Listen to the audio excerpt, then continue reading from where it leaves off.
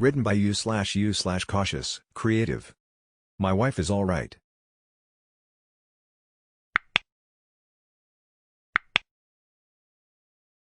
My wife is alright. I don't know why everyone keeps asking.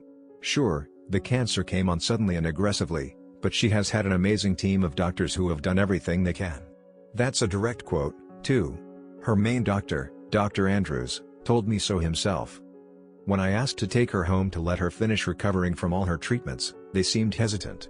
I'm sure they would have loved to be able to bill us for the rest of her recovery time spent in the hospital.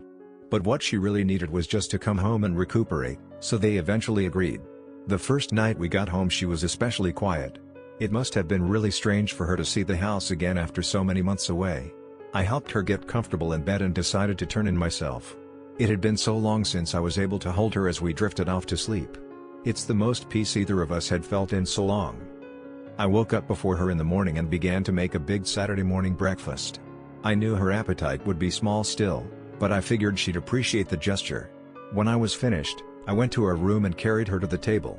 After spending so much time lying sick in a bed her muscles had atrophied. While we ate, I brought up the idea of having a physical therapist come to help her regain her mobility. She stared at her plate, not saying a word. I could tell I had hurt her feelings, pointing out how illness had changed her once strong body to mere flesh and bones. I tried to redirect the conversation, but she wasn't hungry anymore. I took her back to our room so she could rest a while. The next few months were hard on us. We tried to readjust to living together, but it wasn't as easy as it had been before. I still had to work my 9 to 5, and she insisted on going to bed as soon as I got home. Honestly, I was starting to get a little pissed off. I was doing everything under the sun for her and she couldn't humor me with just a little attention when I got home? I figured maybe she was depressed, being in our house, remembering our old lives together. Our son was across the country now too, studying at college. His semester break was only a week or so away, so I called him up and asked if he would be willing to come visit for a while, rather than stay at his apartment as he had planned. He was more excited about the idea than I had thought. He hadn't been home since the week his mother left the hospital, and I knew they missed each other terribly. They've always been so close. The day finally arrived and I went to the airport to pick him up. We chatted the whole way home about his classes, friends, and some new girl he was seeing. We were so deep in conversation I almost missed our road, and then almost missed our driveway a few moments later. As we approached the house, my son began to act strangely. He claimed he could smell a dead animal somewhere, possibly under the porch. I couldn't figure out what he was talking about. When I opened the front door, he began to gag.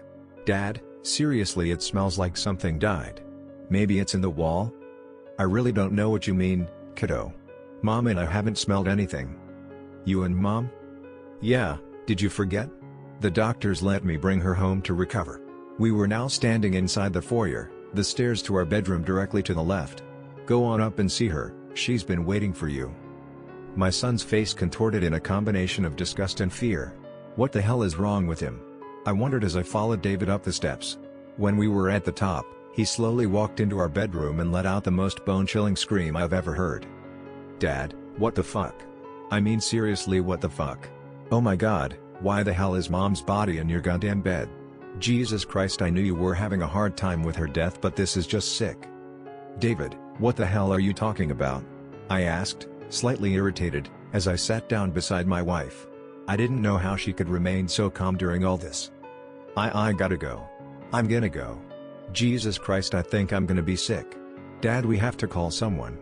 They'll understand, but you can't leave her here to rot." David started walking towards the stairs.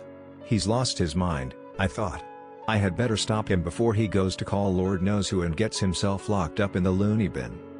I approached my son and tried to grab his arm, get him to turn around and see that his mother was perfectly fine. But he flinched, hard. He was just so close to the edge of the stairs and he lost his footing. Even though it only took me a few seconds to get to the bottom of the stairs, there was already a huge pool of blood pouring from his head. "Rest, that's all you need, Davy. Just a little rest. I'll help you get cleaned up and back to your room." When I woke up this morning the house was quiet. I peeked into David's room, but he was still asleep.